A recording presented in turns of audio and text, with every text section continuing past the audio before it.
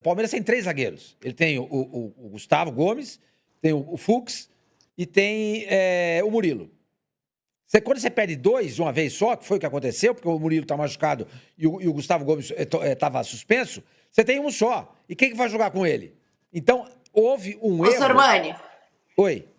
E tem, só para completar o que você está falando, e tem o Naves, que para mim é um melhor zagueiro do que o Mikael, só que o Abel não gosta dele. Então o Abel não bota o Naves para jogar.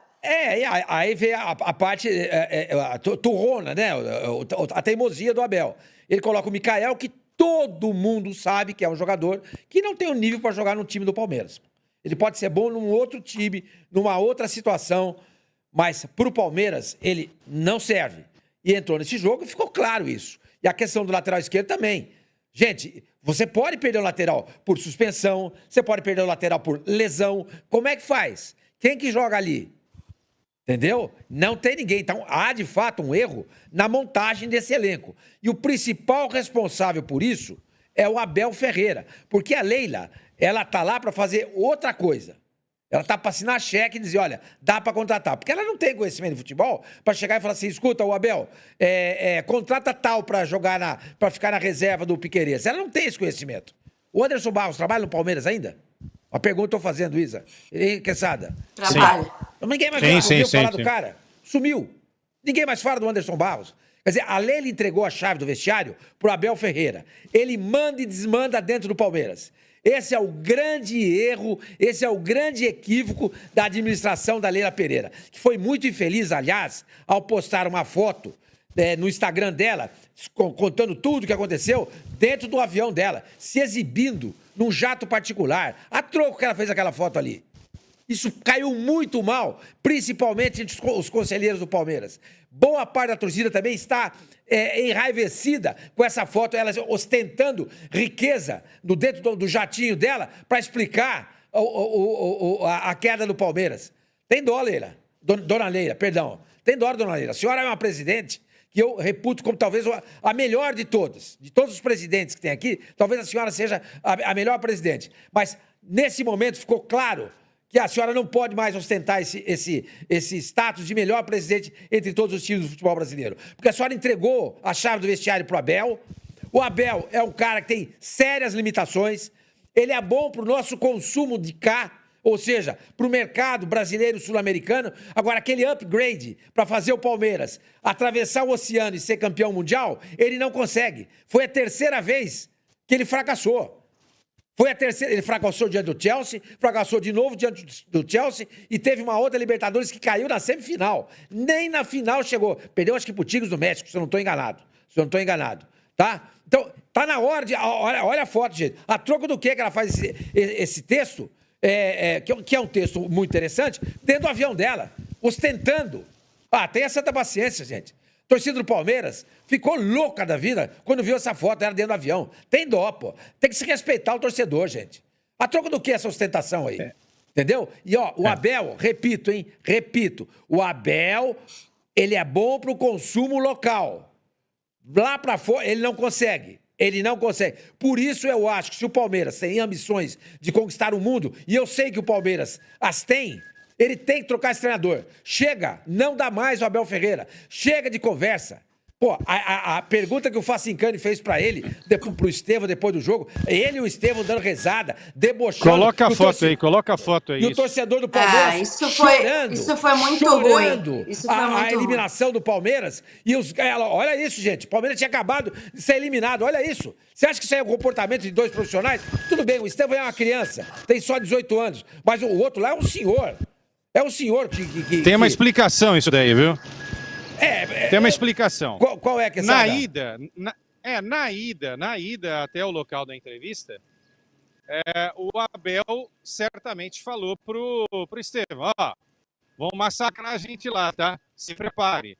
E papapá. Pergunta do Facincani, pergunta jornalística.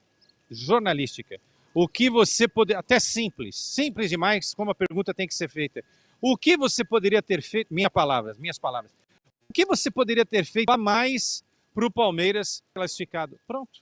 Aí o jogador vai falar, a gente poderia ter feito isso, poderia ter feito aquilo, poderia estar mais ligado aqui, poderia estar mais ligado lá. Pronto, uma pergunta básica. Ninguém perguntou se ele saiu à noite, se ele foi curtir Filadélfia. Nada, foi uma pergunta jornalística. Claro. O problema é que o Palmeiras ficou um clube antipático nos últimos anos, né? Por causa do Ele Abel. se fechou de tal forma... Exato, e como ele já era uma cultura que vinha, né? Aí encontrou um cara que também abraçou essa ideia. Como é um time vitorioso, a torcida não quer saber dessa nossa opinião. A torcida quer que o time ganhe. Então, e que a coisa mais importante é ganhar. Mas o relacionamento com a torcida e o relacionamento com a crônica que acompanha, inclusive, o dia a dia do Palmeiras, esses relacionamentos são muito ruins. São muito ruins, né? A ponto da gente ter uma foto dessa que é um escárnio, na minha opinião, né? Nenhuma coisa poderia explicar, nada, poderia explicar um sorriso desse. Do Estevão, sim, senhor, porque o Estevão já é responsável por fazer um monte de coisa, vai jogar no Chelsea agora. E o técnico que está há tanto tempo aí e sabe como funciona a torcida do Palmeiras. A torcida do Palmeiras, ela é cri-cri. Por isso que o Palmeiras é desse tamanho, porque ela cobra para o time ser grande todo jogo, a cada segundo, né? Então, a torcida veio aqui, gastou dinheiro, o dólar tá alto, tá caro, e aí um sorriso desse, realmente, isso daí realmente foi uma falta de respeito e clemença. Não, eu acho que você tocou num ponto importante, porque hoje, né, algumas posturas, enfim, do Abel, da própria direção do Palmeiras, não são simpáticas nem à imprensa que cobre e nem ao torcedor. E a gente já vem falando sobre isso, né? Eu já falo muito sobre isso, sobre ali o Allianz Parque, às vezes de fechar o entorno do Allianz Parque, não deixar o torcedor ficar no entorno, que não tem ingresso, enfim, da briga da Leila com a torcida organizada, que não tem nada a ver com o torcedor comum, mas que acaba atrapalhando o espetáculo do estádio. E o palmeirense, ele comprou muito a ideia desse Mundial. Tanto que, assim, foi a torcida brasileira que mais veio. Aliás, a torcida sul-americana que mais encheu o estádio, a melhor média de público. O palmeirense estava muito engajado. É claro que o palmeirense sabia que era difícil ganhar essa competição, mas eu acho que o torcedor palmeirense merecia mais. E aí, quando você tem o treinador, e eu não tô falando que eles não sentiram a derrota, isso é uma coisa. Eu acho que eles sentiram a derrota.